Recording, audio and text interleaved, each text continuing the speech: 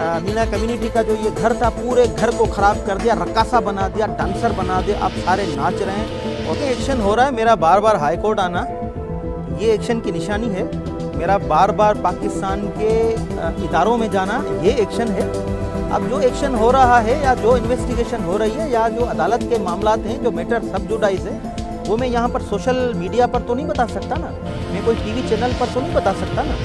देखिए, मेरी जो क्लाइंट है, मैं उसके हालात डिस्क्लोज़ कर सकता हूँ।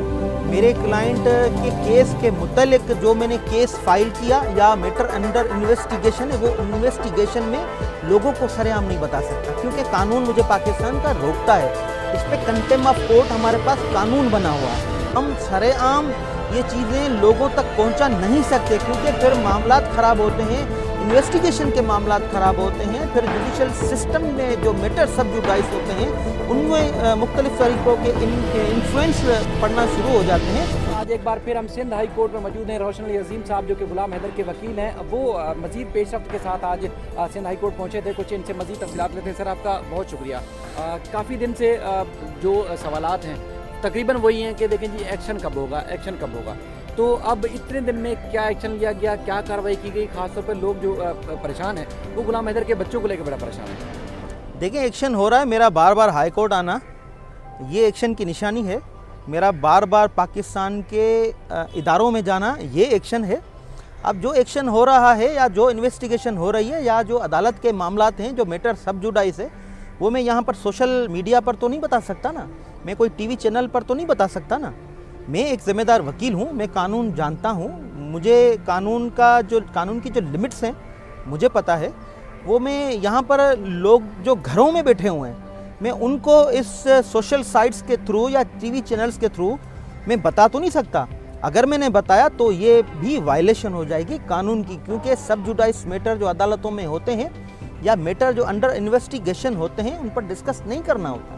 लोगों को मैंने कई मरतबा समझाया है कि हम डिस्क्लोज नहीं कर सकते जब तक के मामलात सामने आए, इन्वेस्टिगेट होकर मामला मुकम्मल सामने आए या मैटर अदालत से कंप्लीट जो है वो जजमेंट की सूरत में सामने आए, तब तक तो हम नहीं बता सकते। बाकी आप एतमाद रखें, आप यकीन रखें, एक्शन हो रहा है। मेरा बार बार यहाँ आना यही एक्शन की निशानी है। सर, लोग जैसे ये सवाल करते हैं कि देखें जी, अगर आप किसी इदारे के पास गए हैं, या तो इदारा अपने ऊपर लेके अगर उस चीज़ को डिस्क्लोज़ करना चाहे तो चाहे, लेकिन चूंकि आप तो मुतासरा ख़ानदान के वकील हैं तो यकीनी तौर पर आप इन चीज़ों को डिस्क्लोज़ नहीं कर सकते। ये बात समझने के लिए काफ़ी है। देखिए, मेरी जो क्लाइंट है, मैं उसके हालात डिस्क्लोज़ कर सकता हूँ। मेरे क्लाइंट के केस के मुतल्लिक जो मैंने केस फाइल किया या मैटर अंडर इन्वेस्टिगेशन है, वो इन्वेस्टिगेशन में लोगों को सरेआम नहीं बता सकता, क्योंकि कानून मुझे पाकिस्तान का रोकता है। इस पर कंटेम्प्ट ऑफ कोर्ट हमारे पास कानून बना हुआ है। तो इन हवालात से मैं ये चीज़ें डिस्क्लोज नहीं करता हूँ। हमारे पास कंटेम्प्ट ऑफ कोर्ट एक्ट बना हुआ है, हमारे पास पाकिस्तान के आइन में कंटेम्प्ट का आर्टिकल 204 मौजूद है। तो हम कानून की पासदारी करने वाले वकला हैं, हम जो है कानून की रवादारी पर काम करने वाले जो है लोग हैं। हम सरेआम ये चीज़ें लोगों तक पहुंचा नहीं सकते, क्योंकि फिर मामलात ख़राब होते हैं, इन्वेस्टिगेशन के मामलात ख़राब होते हैं, फिर जुडिशल सिस्टम में जो मैटर सब जुडाइज होते हैं उनमें मुख्तलिफ तरीक़ों के इन्फ्लुएंस पड़ना शुरू हो जाते हैं। तो ये एक ज़िम्मेदार बंदे की ये निशानी नहीं होती है कि पब्लिकली इन्वेस्टिगेटेड मैटर जो है वो और सब जुडाइज मैटर डिस्कस करें। यही वजह है और कोई वजह नहीं है। यकीन रखें, मैटर जो है, आपका जो केस है, आपके जो जितने भी सेंटिमेंट्स हैं मैं उनकी कदर करता हूँ, आपके जितने भी एहसास आते हैं मैं उनकी कदर करता हूँ। सर, एक और सवाल, चूँकि मुझे वैसे जेब नहीं देता, क्योंकि मेरा वकीलों से बड़ा गहरा ताल्लुक है और उम्मीद रहेगा, ना मुझे सवाल करना अच्छा लग रहा है और ना ही वैसे मुझे जेब देता है कि इस तरह के सवाल करूं, क्योंकि लोगों के सेंटीमेंट जुड़े हुए हैं। तो इसलिए मैं एक आजी और इनकसारी से आपसे ये रिक्वेस्ट के अंदाज में एक सवाल कर रहा हूँ कि लोग कहते हैं जी, आप गुलाम हैदर का केस फाइट कम कर रहे हैं, यूट्यूब पर ज़्यादा आप इस चीज़ को जाहिर करते हैं। तो क्या यूट्यूब चैनल, मैं तो लोगों को बताता हूँ कि आप नहीं इनको चलाते, यूट्यूब चैनल चलाने के लिए कुछ और लोग हैं जो इंटरव्यूज़ भी देखते भी हैं, मैनेज भी करते हैं, लगाते भी हैं। ठीक है, कानूनी चाराजोई के लिए या कानूनी मामलात के लिए, जैसे मैं आपसे कॉल करता हूँ और भी जितने लोग कॉल करते हैं, बड़ी मुश्किल से आप उनको टाइम देते हैं। तो क्या वाकई आप यूट्यूबर ज़्यादा और वकील कम हैं? देखें, ऐसा बिल्कुल भी नहीं है। ये जो यूट्यूब चैनल बना है ये मेरी ही टीम ने बनाया है, ये वही रन करते हैं। अगर सिर्फ यूट्यूब पर ही काम करना होता तो आप देखते सिर्फ मेरा ही इंटरव्यू। आप इस चैनल के पास्ट में जाएंगे, जितनी भी वीडियोस देखेंगे उसमें मुख्तलिफ लोगों को जो इंटरव्यूज़ दिए हुए हैं वही जो है एडिट करके, वही कट करके, वही इसमें जो है अपलोड किए गए हैं। चाहे वो शाहिद हुसैन के साथ इंटरव्यू हो या दीगर जो यूट्यूबर्स हों उनके साथ इंटरव्यूज़ हों, आप देख सकते हैं। आप वीडियो में जाएंगे तो वही होंगे। हमारी जो टीम होती है वो हमें मुझे बड़ी मिन्नतें करती हैं, मुझे वो कोशिश करती है, रिक्वेस्ट करती है कि आप मुझे टाइम दें, हमें टाइम दें, हम आपकी वीडियो रिकॉर्ड करें। लेकिन क्योंकि मैं एक प्रोफेशनल वकील हूँ, सारा दिन मेरा जो हाई कोर्ट में गुजरता है, सुप्रीम कोर्ट में गुजरता है, मेरा रिसर्च का काम है, मैं उनको टाइम नहीं दे सकता हूँ।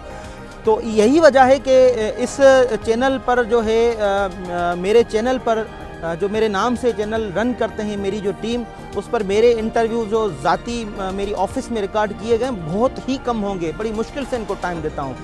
बाकी जो मुख्तलिफ लोगों को, यूट्यूबर्स को इंटरव्यू दिए गए या टीवी चैनल को इंटरव्यू दिए गए, वो डाउनलोड करके ये लड़के जो है फिर उसको अपलोड कर देते हैं। लोग देखना चाहते हैं, बिल्कुल उनको खबर देना ज़रूरी होता है। सर, अब दो और अहम सवाल है। एक तो ये है कि सीमा हैदर जिस तरह वहाँ पर है, मेरा नहीं ख्याल कि उस मीना ख़ानदान में से कोई ऐसा लड़का या कोई लड़की बची हो जिनके उसने यूट्यूब चैनल ना बनवा दिए हो। वहाँ सिर्फ और सिर्फ नज़र जो आता है ठुमके लगाना है, डांस करना है, इसके अलावा कुछ नहीं है। तो आप क्या समझ रहे हैं कि एक वो मुल्ज़मा जो अंडर इन्वेस्टिगेशन है, क्या भारत का कानून या दुनिया का कोई कानून उसको इस तरह की आज़ादी की इजाज़त देता है? पहली बात तो ये सबको नाचने वाले और नाचने वालियाँ इस औरत ने बना दिया है पूरे घर को।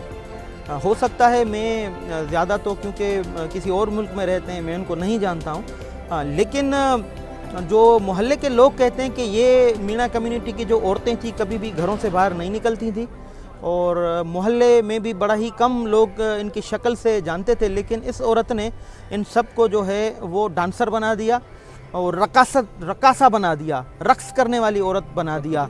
और पैसे लेके रक्स करना, पैसे लेके वीडियो बनाना, पैसे लेके प्रोग्राम करना, ये इस घर को इस एक अकेली औरत ने बना दिया।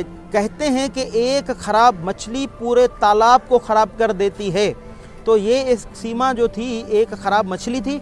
इसने पूरे जो मीणा घर का था, मीणा कम्युनिटी का जो ये घर था, पूरे घर को ख़राब कर दिया, रकासा बना दिया, डांसर बना दिया। अब सारे नाच रहे हैं और सारे जो है यूट्यूबर बन के और अपना जिस्म की नुमाइश कर रहे हैं और अपनी रक्स की नुमाइश कर रहे हैं और बस यही कर रहे हैं। तो कानून और इखलाकियात किसी भी मुल्क का इस तरह इजाज़त देता है कि अंडर इन्वेस्टिगेशन कोई मुल्ज़िम या मुल्ज़िमा इस तरह की? देखिए, ये बिल्कुल कानून इजाज़त नहीं देता है। जब मुल्ज़िम जो अंडर इन्वेस्टिगेट होता है किसी केस में, उसका केस ट्रायल हो रहा हो, ट्रायल उसका चल रहा हो, तो वही मुल्ज़िम जो है सारा दिन मीडिया पर, सोशल साइट्स पर बैठकर और यहाँ की बातें वहाँ, वहाँ की बातें यहाँ जो है वो बता के वो सबको अवेयर कर रहा हो। और ये तो केस बड़ा सेंसिटिव है, इसमें ये इल्ज़ामात लग रहे हैं कि ये जो है किसी और मुल्क की जो है दहशतगर्द है या स्पाई है, जासूस है, तो उसको इतनी आज़ादी देना ये भी सवाल निशान उठाता है। हिंदुस्तान की जो लॉ इन्फोर्समेंट एजेंसीज़ हैं, हिंदुस्तान के इदारे हैं, उस पर सवाल ज़रूर उठाता है। ऐसा नहीं होना चाहिए बिल्कुल। तो सर, उसमें एक सवाल ये वहाँ पैदा होता है कि जो मुख्तलिफ एजेंसीज़ है उसमें तहकीकात उसके खिलाफ जारी है, लेकिन उसके बावजूद जब पाकिस्तान और इंडिया का क्रिकेट मैच होता है या वैसे भी, तो वहाँ के टीवी चैनल भी उसको स्क्रीन